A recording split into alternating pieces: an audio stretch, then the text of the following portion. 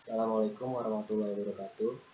Perkenalkan, nama saya Rizky Taufik Ismail, NIM 122160090 dari kelas A, Sistem Rantai Pasok. Pada video kali ini, saya akan membahas tentang distorsi informasi dan bullwhip effect.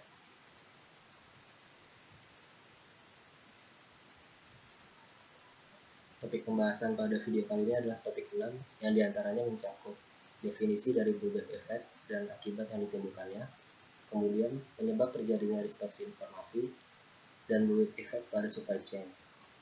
Kemudian ada cara-cara untuk mengurangi bullwhip effect. Kemudian mengukur bullwhip effect dengan suatu cara tertentu.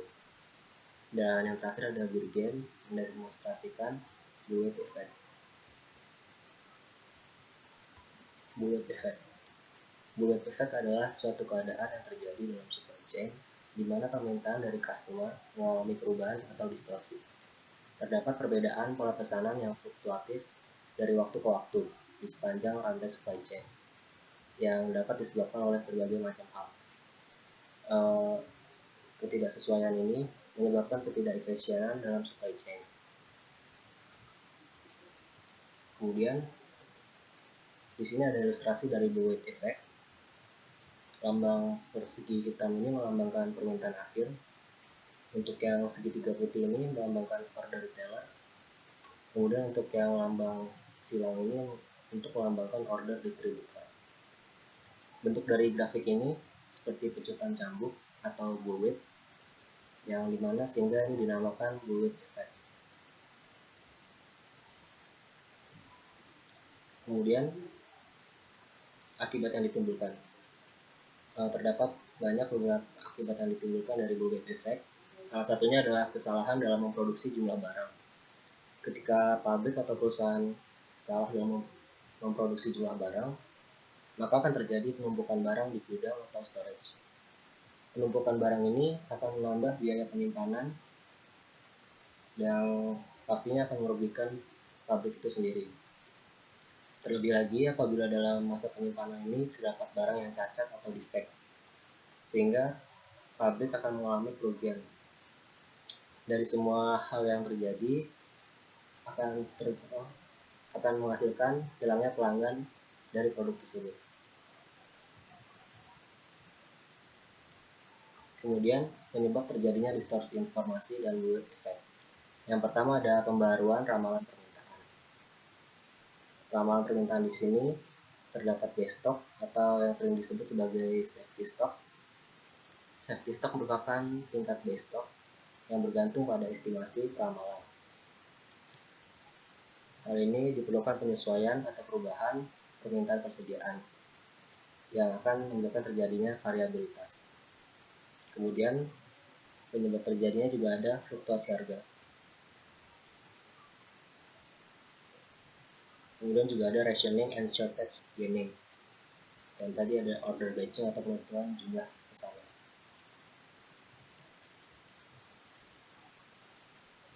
Di sini terdapat cara-cara untuk mengurangi bullwhip effect. Yang pertama ada information sharing. Kemudian memperpendek atau mengubah struktur supply chain. Yang ketiga ada pengurangan ongkos-ongkos tetap. Yang keempat ada menciptakan stabilitas harga. Yang kelima ada pemendekan lead time. Information sharing. Information sharing ini dapat diterapkan dengan penerapan barcoding, Electronic Data Interchange atau EDI, yang bisa mentransmisikan data penjualan. Kemudian juga dapat digunakan metode CPFR atau Collaborative Planning, Forecasting, and Replenishment untuk memuat ramalan permintaan. Salah satu konsep CPFR yang dapat diterapkan adalah dengan menerapkan kolaborasi atau koordinasi dekat antar produsen dengan retailer, atau yang disebut juga dengan vendor managed inventory. Kemudian selanjutnya ada memperpendek atau mengubah struktur supply chain. Pemesanan persediaan dalam jumlah besar atau batch dari toko pengecer biasanya didukung oleh pemanfaatan diskon atau efisiensi biaya transportasi karena mengangkut barang dalam jumlah besar. Dengan struktur supply chain yang lebih ramping dan pendek, perusahaan dapat langsung menerima pesanan dari pelanggan akhir, sehingga perusahaan dapat mengetahui pola permintaan yang sebenarnya. Pada contohnya adalah perusahaan komputer Dell, yang menerima langsung pesanan komputer dari pelanggan akhir sesuai dengan komputer yang spesifikasi yang diinginkan oleh konsumen. Selanjutnya ada pengurangan ongkos-ongkos tetap. Biaya tetap yang terlalu tinggi mengakibatkan produksi maupun pengiriman tidak bisa dilakukan dengan ukuran batch yang kecil. Biaya-biaya tetap yang terlalu tinggi ini dapat dikurangi dengan cara menghasilkan ukuran batch yang lebih kecil, yaitu mengurangi waktu setup produksi, mengurangi ukuran lot pemesanan, dan melakukan inovasi pada manajemen transportasi dan distribusi. Selanjutnya, menciptakan stabilitas harga.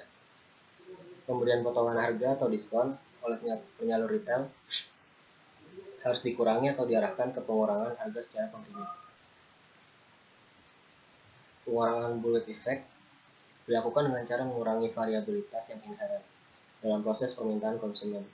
Contoh aplikasinya adalah menerapkan program everyday low pricing, yaitu menerapkan promosi melalui diskon harga. Toko pengecer yang menerapkan program everyday low pricing ini untuk menciptakan harga yang stabil, sehingga tidak akan menghadapi panic order atau rush order dari konsumen yang berperilaku membeli banyak pada program diskon. Dengan harga yang stabil akan berimplikasi pada permintaan barang dari konsumen yang relatif stabil, sehingga akan mengurangi variabilitas. Kemudian selanjutnya ada pemendekan lead time. Lead time dapat diperpendek dengan mengubah struktur supply chain, mode transportasi, atau dengan cara-cara inovatif seperti cross docking.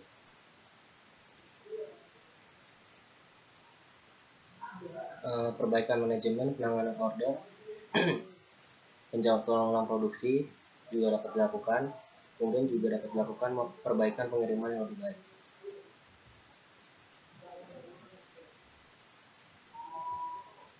Kemudian selanjutnya adalah mengukur bullet effect dengan suatu cara tertentu.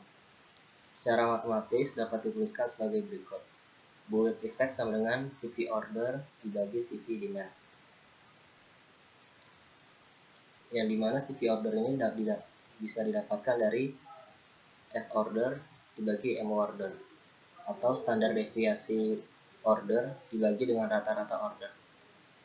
Sama juga dengan CP demand-nya, yaitu dari standar deviasi demand dibagi rata-rata penjualan demand. Jika semua CP-nya sudah dapat dimasukkan ke rumus bullet effect.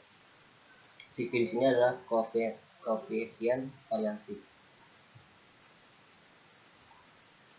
Kemudian selanjutnya adalah beer game. Beer game ini adalah sebuah permainan atau board game yang dapat dimainkan oleh minimal 4 orang dengan waktu kira-kira sampai 90 menit. Beer game ini menggambarkan proses dari supply chain dengan berbagai skenario-nya. Salah satu skenario-nya adalah bullet effect. Di sini terdapat chip merah atau yang melambangkan bir dari produknya. Kemudian di sini ada beberapa peran, yang pertama dari retailer, kemudian yang kedua ada wholesaler,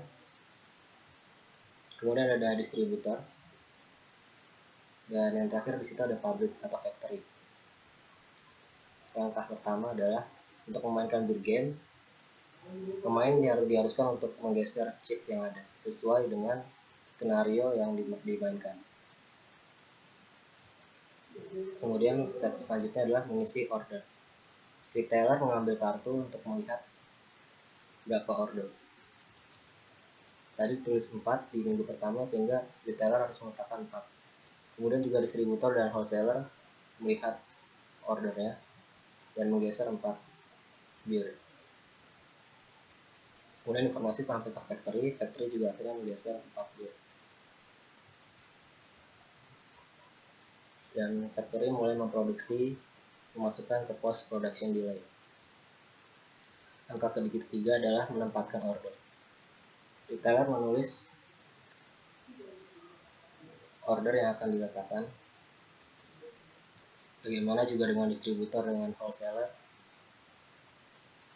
menulisnya kemudian dimasukkan ke dalam post order place. factory, ini juga menulis order dan masukkan di permintaan produksi.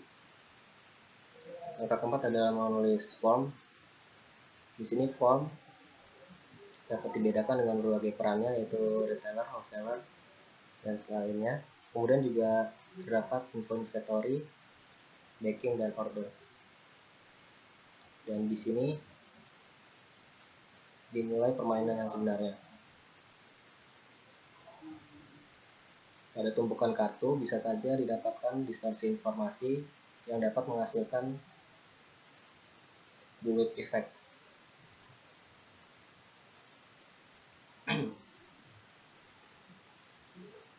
Di sini retailer mulai menggeser dan juga mulai menempatkan ordernya dengan menuliskan di satu notes.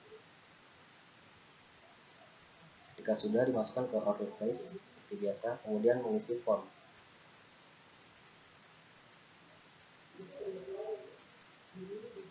Semua peran mengisi formnya.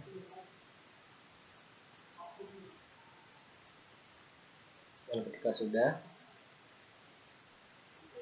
akan terus berlanjut hingga skenario di kartu berikutnya akan selesai. Baik, sekian presentasi dari saya tentang bullet effect dan distorsi informasi. Kurang lebihnya mohon maaf. Wassalamualaikum warahmatullahi wabarakatuh.